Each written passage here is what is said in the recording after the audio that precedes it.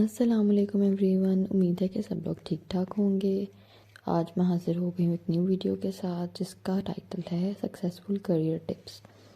Career तो हर किसी की अपनी चॉइस होती है, लेकिन इसको रिटेन करने के लिए आपको बेहतर ग्रोथ के लिए क्या क्या चीज़ें करनी चाहिए, आज हम वो डिस्कस करेंगे। अगर आपका माइंड क्लियर है कि आपने क्या अपनी फील्ड चूज़ करनी है, फिर आपने उसमें कहाँ पे पहुँचना है, सबसे ज़्यादा इंपॉर्टेंट तो यही चीज़ होती है कि आपका एक माइंड में गोल होना चाहिए कि अच्छा मैंने यहाँ पे जाना है।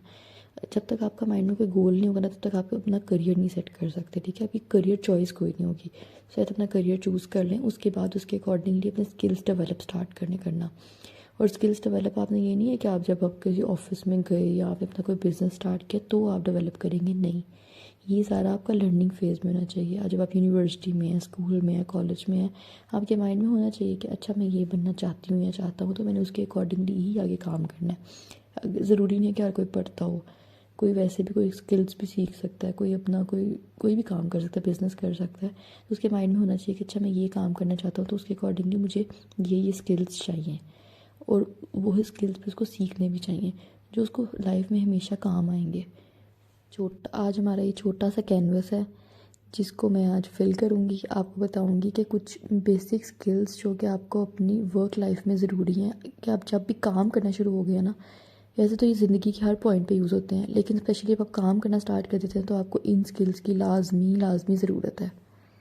अच्छा, जब सबसे पहला पॉइंट आता है, उससे पहले मैं आपको एक बात बता दूं कि हमेशा आपने जब भी सोचना है ना कि मैंने कोई चीज़ सेल करनी है, मैंने कुछ बनाना है, कोई सर्विस प्रोवाइड करनी है, तो आप ये देखिए कि आपने देनी किसको है, कस्टमर को। तो आपने सबसे पहले कस्टमर के मुताबिक सोचना है, क्योंकि कस्टमर इज़ ऑलवेज़ राइट। वो कह रहे हैं ना कि ब्लैक को वाइट, तो आप कहेंगे भाई हाँ जी ये वाइट ही है। ठीक है, ये आपका रूल होना चाहिए।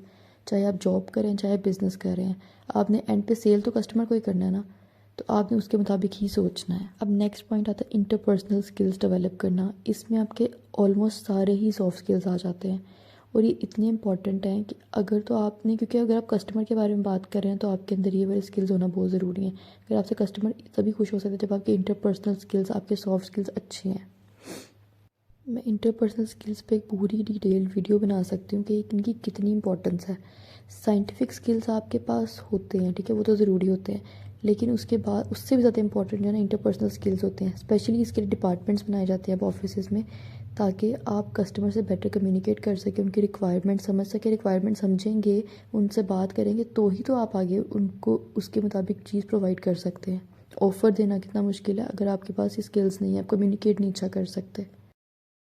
अपनी वर्क लाइफ का असूल बना लें कि आपने किसी से एक्सपेक्ट कुछ नहीं करना। ठीक है, आपके ऑफिस में आपके सीक्रेट्स कोई नहीं रखेगा, आपका दोस्त कोई नहीं होगा, चाहे आपके साथ कितना भी अच्छा रिलेशनशिप हो उनका, लेकिन वो सिर्फ आपके ऑफिस की हद तक है, सिर्फ आपके काम की हद तक है। आपने उससे अपना कोई सीक्रेट शेयर नहीं करना। आप कुछ करना चाहते हैं, आपने उनसे तब तक डिस्क्लोज़ नहीं करना जब तक वो काम हो नहीं जाता। ये हमेशा याद रखिए, एक्सपेक्ट आपने वहाँ पे किसी से कुछ नहीं करना है, क्योंकि वहाँ पे सब लोग अपने अपने कोई ना कोई सब पैसे कमाने के लिए आए हैं। चाहे वो ऑफिस हो, चाहे वो आपका, आप खुद भी बिज़नेस कर रहे हैं, तो सबको कोई ना कोई प्रॉफिट चाहिए। तो हम हर किसी को विन विन सिचुएशन ही चाहिए होती है। और अगर आपके किसी को भी आपका कोई वीक पॉइंट पता चल गया तो डेफिनेटली आपने अपने लिए कोई ना कोई मसला खड़ा किया है। तो इसलिए never ever expect anything from anyone.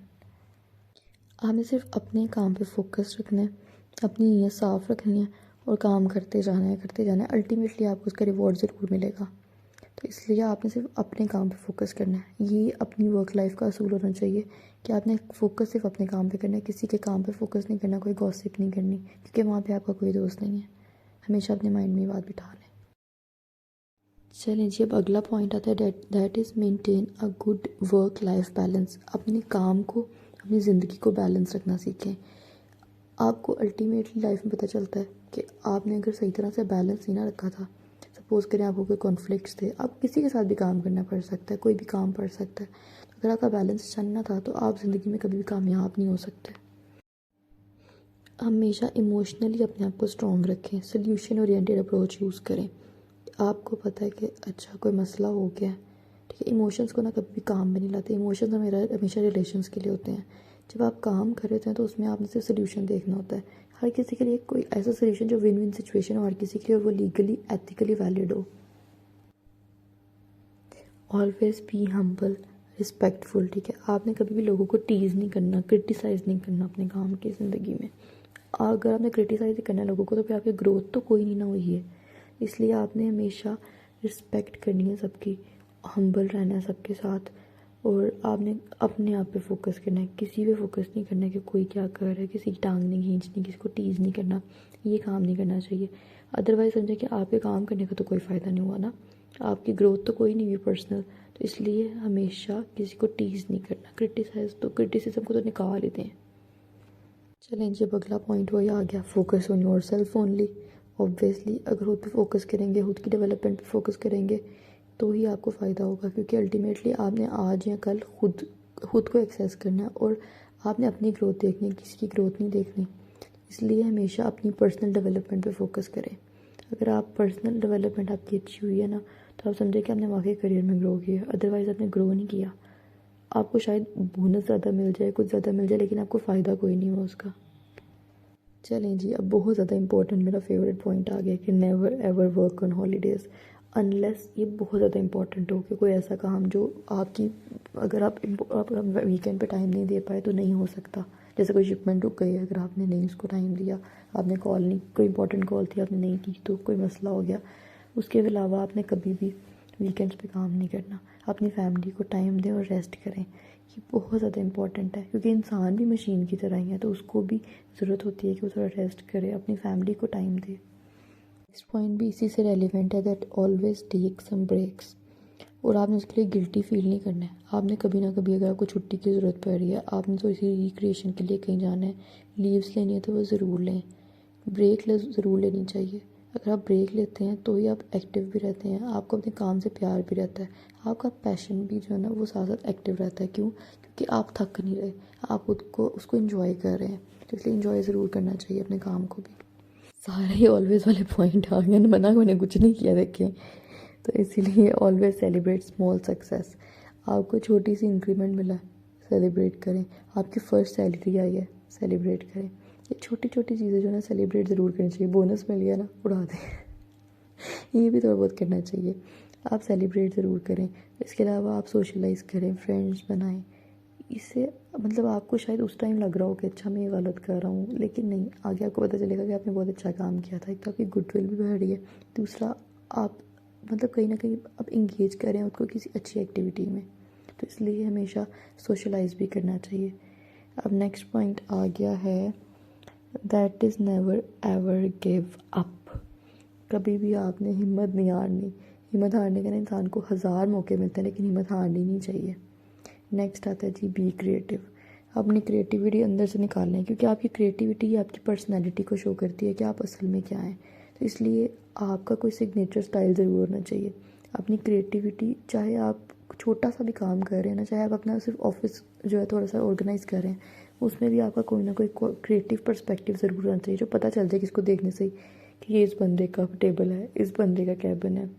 तो इस वजह से आपका कोई ना कोई आपका क्रिएटिव स्टाइल ज़रूर होना चाहिए। मेरी वीडियो देख के आपको पता, अगर आप मेरी वीडियोस भी देखते हैं तो आपको मेरा भी कोई ना कोई स्टाइल ज़रूर नज़र आता होगा। मेरी सब वीडियोस का एक ही टेम्पलेट होता है। तो इसी के साथ जी यही मैं आपको बताना चाहती थी। Thank you so much, thank you for watching. अब लाइक शेयर सब्सक्राइब आपने सब कुछ कर देना एंड प्लीज़ कर देना।